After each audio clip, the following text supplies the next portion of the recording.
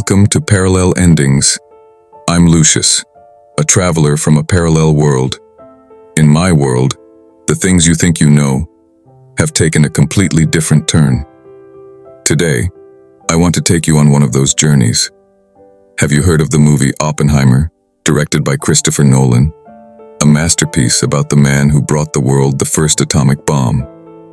But what you don't know is that, in my world, this story had a completely different ending. During World War II, the world was plunged into unprecedented chaos. The scientists of the Manhattan Project, led by J. Robert Oppenheimer, bore the weight of unimaginable responsibility to build the most devastating weapon humanity had ever known, or see the world consumed by Nazi terror. But in my world, something different happened. Oppenheimer, the brilliant physicist leading the project, began to have disturbing visions.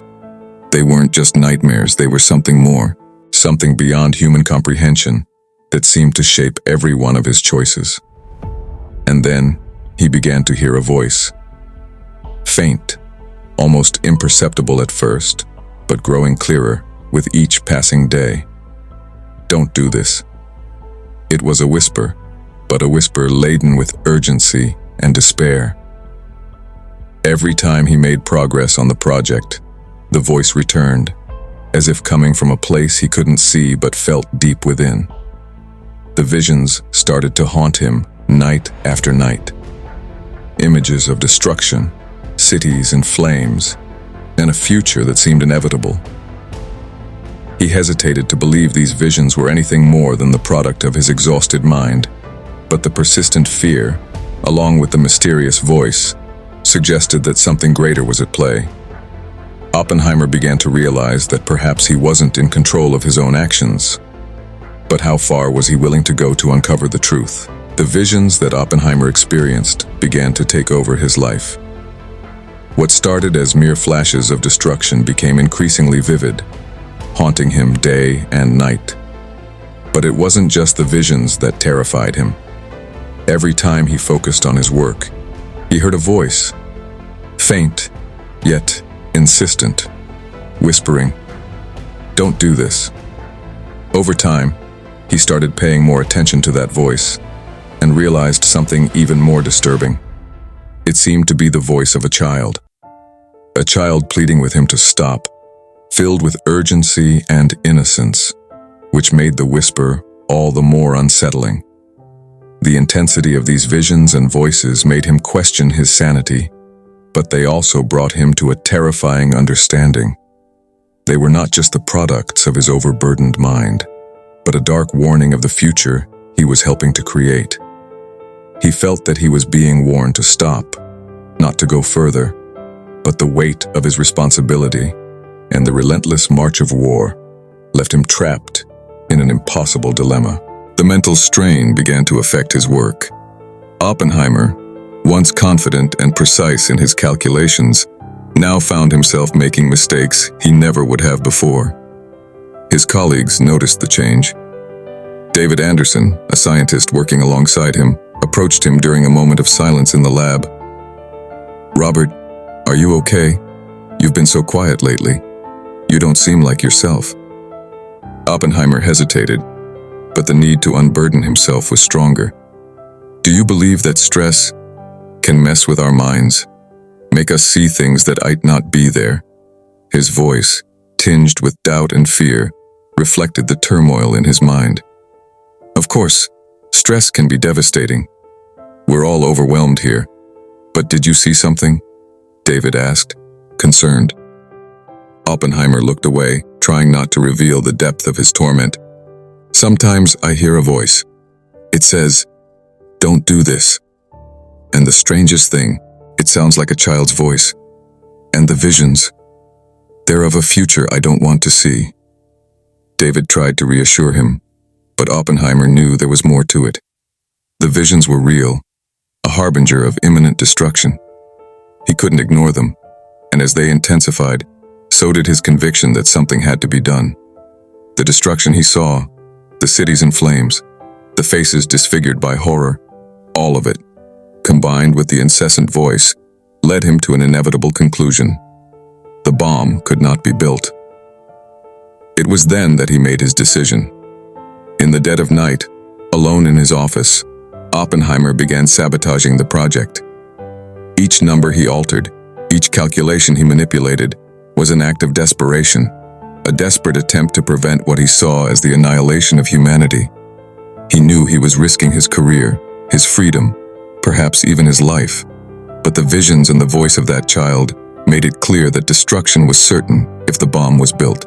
When the day of the test arrived, the desert reflected the tension in the air. Oppenheimer, outwardly calm, was on the brink of internal collapse. He knew that his sabotage might not be enough.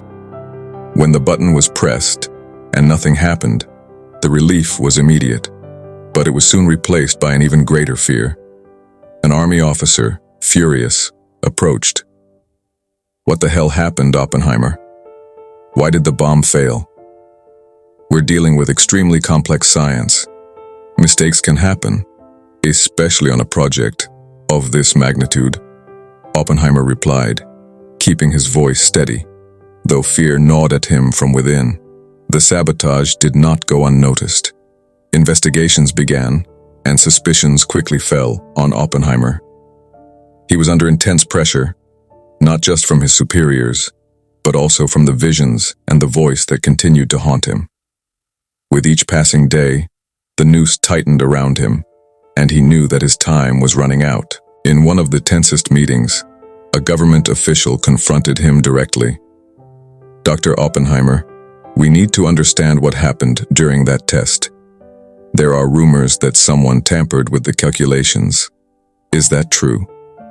Oppenheimer, aware that every word could condemn him, responded with as much composure as he could muster. "Sir, as I mentioned before, we're dealing with extremely complex science. Last-minute revisions are common in a project of this scale. If there was an error, it was in an attempt to ensure the safety and success of the operation." But the official did not seem convinced. "I hope that's true, Doctor, because if we find out there was sabotage, the consequences will be severe." With every step he took to try to avoid disaster, Oppenheimer sank deeper into darkness. He had crossed the threshold between a tormented scientist and a man desperate to save the world from himself. But the true consequences of his actions were yet to come. Oppenheimer was now in a position where retreat seemed impossible. Every attempt to halt the progress of the Manhattan Project placed him under greater suspicion, and the noose around him tightened. The visions, which had previously only haunted his nights, now invaded his days, making it impossible to distinguish reality from nightmare. He could clearly see what was coming, a catastrophe of unimaginable proportions. It was as if fate itself was conspiring for the bomb to be built, even if he tried to stop it. The voices he heard became more insistent, especially the voice of the child. One night, exhausted and on the brink of collapse, Oppenheimer approached a mirror in his office, trying to pull himself together. As he looked into the reflection, he heard the whisper again, "Don't do it." This time, the voice was clear and distinct, and to his astonishment, he saw something that terrified him deeply. In the mirror, instead of his adult reflection, he saw the image of himself as a child. The boy looked at him with innocent eyes, but they were filled with sadness and fear. The voice he had heard so many times now came from the lips of his childhood self. "Don't do it, Robert. Please stop," the child said with desperate urgency. Oppenheimer felt a surge of emotions: guilt, fear, and deep sadness for what he was about to unleash. It was as if his own innocence was pleading with him not to proceed, to stop the disaster he knew was inevitable. The shock of this vision left him paralyzed. Tears welled up in his eyes as he reached out toward the mirror, trying to touch the child he saw before him. But the reflection remained out of reach, a painful reminder of who he had been and who he was becoming. The image disappeared as quickly as it had appeared, leaving Oppenheimer devastated and more determined than ever to stop what was about to happen. Even though he had sabotaged the test calculations, the visions persisted. That was because, deep down, Oppenheimer knew that sabotage was only a temporary solution. The knowledge to build the weapon already existed, and eventually, another scientist or group could pick up the project and complete it. The visions were a reflection of his powerlessness in the face of the inevitable advance of science and war. The climax of the story comes when Oppenheimer is formally confronted by the investigations.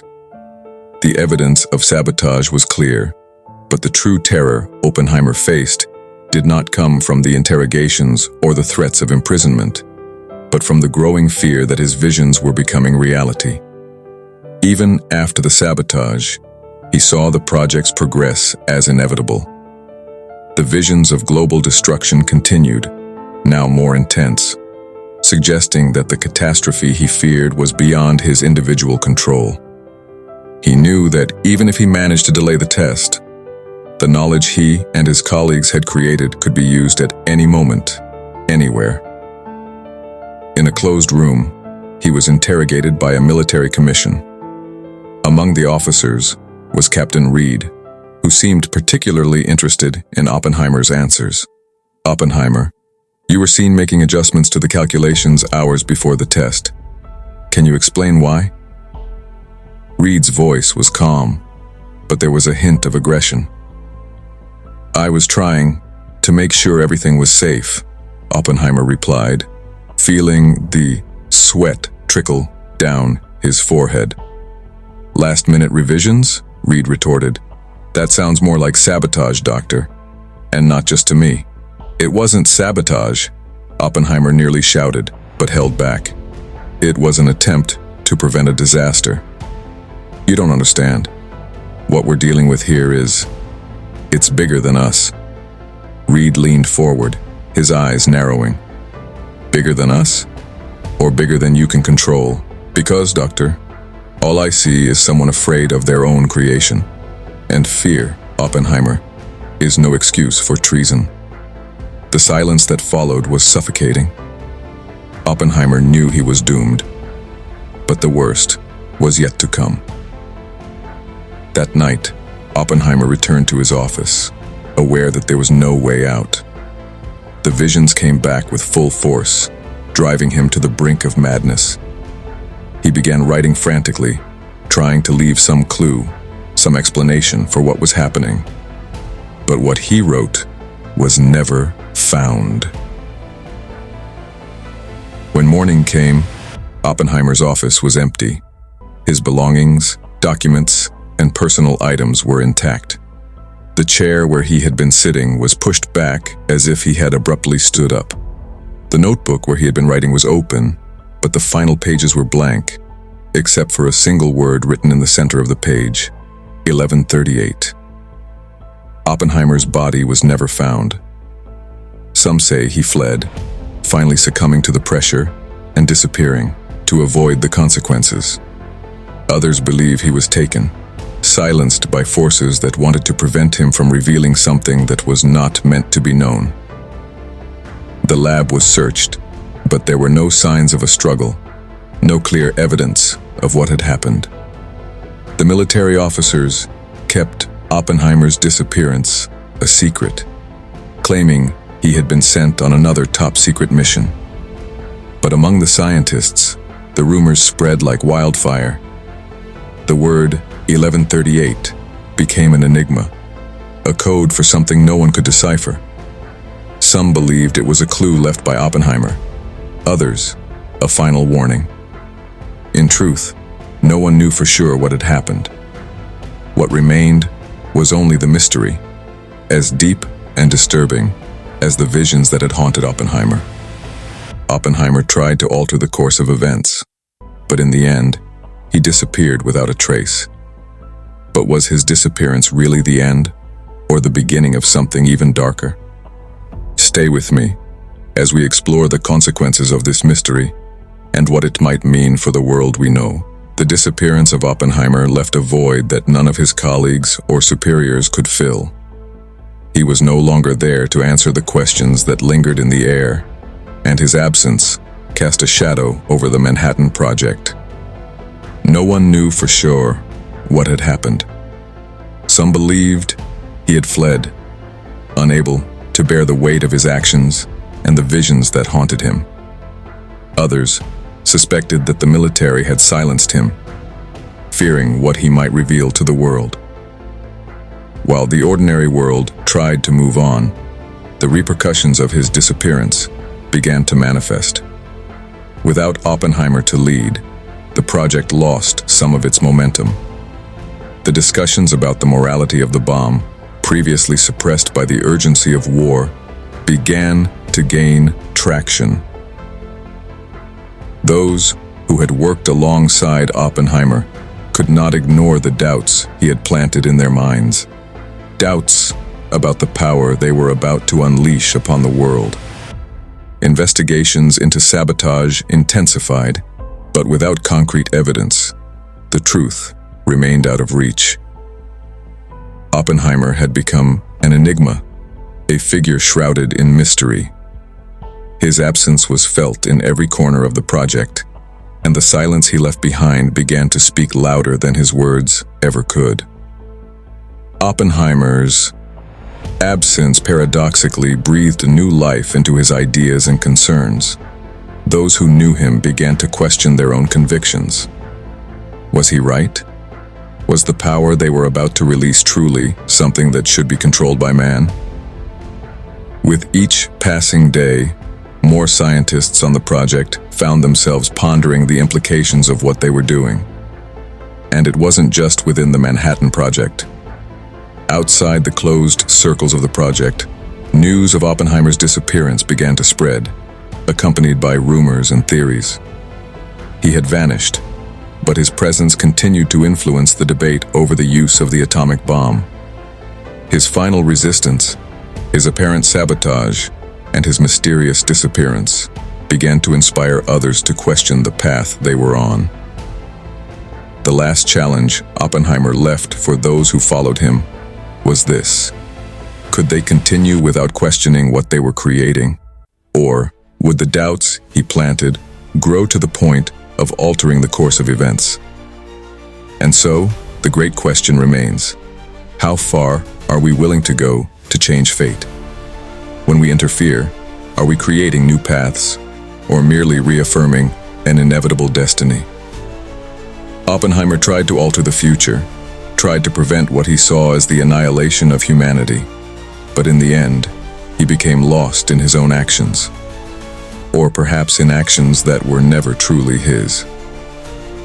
His disappearance leaves us with a profound lesson: the power of an idea, the weight of morality, and the cost of trying to shape destiny. Perhaps, somewhere, Oppenheimer is watching, waiting to see if his struggle will have any effect on the course of history, or maybe he has truly disappeared, taking with him the answers we will never have. If this story has piqued your curiosity, subscribe to the channel. Together, we'll explore these parallel universes where fate is never what it seems. Oppenheimer's disappearance is just one of many stories that have taken unexpected turns. Stay with us as we continue to unravel the mysteries of a world where every choice can create a new path.